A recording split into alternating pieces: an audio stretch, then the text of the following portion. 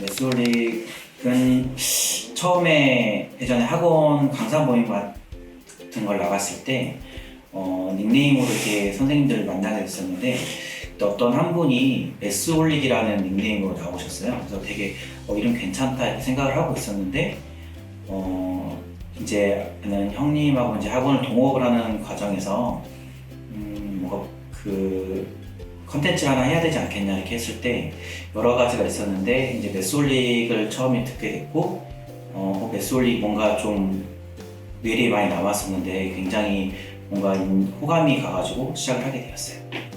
일단은 그때 당시에 나왔던 것들이 많지는 않았었던 것 같아요. 근데 대부분들이 그때는 이제 문제은행식으로 해가지고 문제만 많이 이렇게 뽑아서 계속 풀리는 것들이었는데 이제 이때 메솔릭 같은 경우는 그 부족한 부분들을 메꿔서 부족한 부분만 집중적으로 풀 수 있는 거가 굉장히 좋았어요. 그리고 뭔가 그때 당시에는 컴퓨터로 이렇게 뭔가를 문제를 클릭하고 홈페이지에 들어가서 뭔가를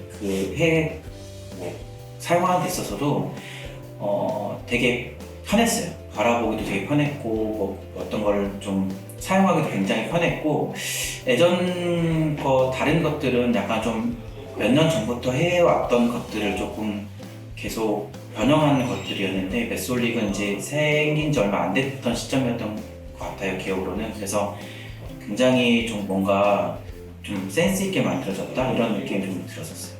일단 굉장히 그 홈페이지 사용하는 게 보기 편했고요.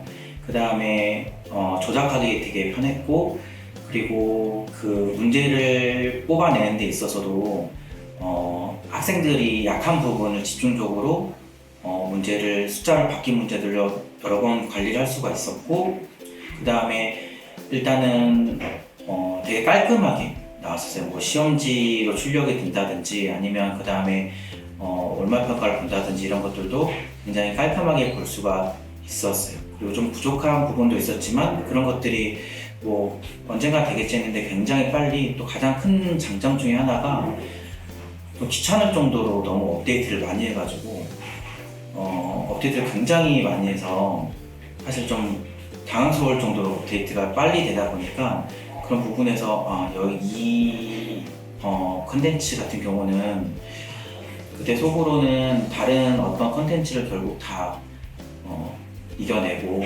가장 좋은 컨텐츠로 올라가겠다 이런 생각을 하고 있었어요.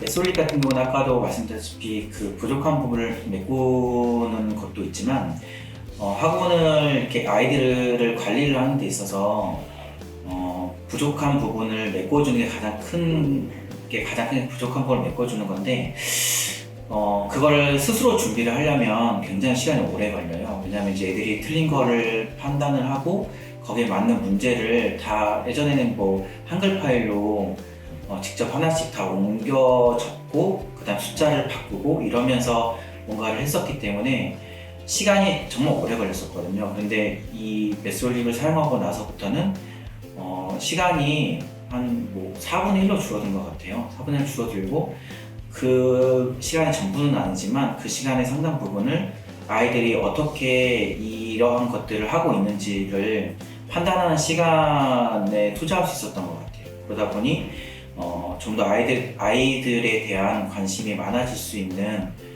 시간적 여유가 생겼던 것 같아요. 일단은 뭐 그 메솔릭을 사용하는 데서 가장 큰 장점, 부족한 부분을 계속 메꾸는 거가 있지만 다른 장점 중에 하나가 아이들에게 좀 끈기를 길러주는 것도 있는 것 같아요. 끈기를 길러주고 틀렸던 것들을 굉장히 아이들이 하기 싫어하거든요. 자기가 좀 맞춘 거를 계속 더 맞추고 싶어하고 틀린 걸 하기 굉장히 싫어하는데 계속적으로 이렇게 관심을 주고 아이들이 하는 과정 속에서 자기가 스스로 발전하는 것을 좀 느끼고 그러면서 메솔릭의 장점 중에 하나가 이게 레벨이 가로로 길게 늘어서 있는 소단원으로 이루어져 있기 때문에 이 아이가 자기도 모르게 심화를 하고 있는 경우가 굉장히 많아요. 그러니까 문제를 책을 구성하는 게 나름이겠지만 뭐 상중하가 있을 때 하하고 중을 할 때도 같은 수업을 진행을 하는 데 있어서 이 아이가 조금 더 뛰어나고 이런 경우에는 뭐 사항 문제 유형도 조금 더 풀릴 수 있거나 그다음에 그런 걸 접할 수 있게끔 수업 시간 내에 조금 약간 좀 융통성 있게 접근할 수 있는 그런 부분이 굉장히 좋았던 것 같습니다.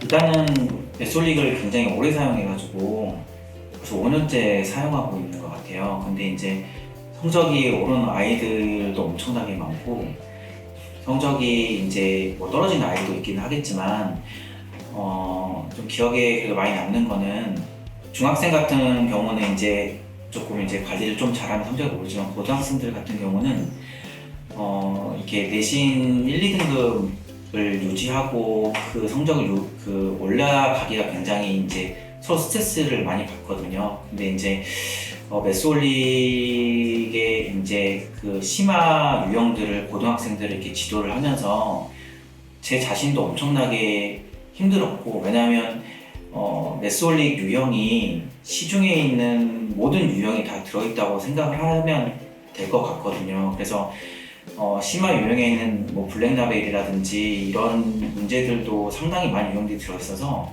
제가 미리 공부를 문제를 풀어보고 풀지 않으면 수업 시간 때 당황하는 문제들도 꽤 많이 출제가 되거든요. 근데 그런 문제들을 저랑 아이들이랑 같이 공부를 해서 그 아이들이 어느 정도 수준이 올라서 나중에 이제 학교 시험 문제뿐만이 아니고 이제 모의고사 시험을 보든지 그 다음에 학교에서 문제가 어떻게 어렵게 나오더라도 항상 일정한 점수대가 나올 수 있게끔 아이들이 실력이 올라갔을 시점에서 이 메솔릭을 사용했을 때 가장 큰 좀 보람을 느꼈던 것 같아요.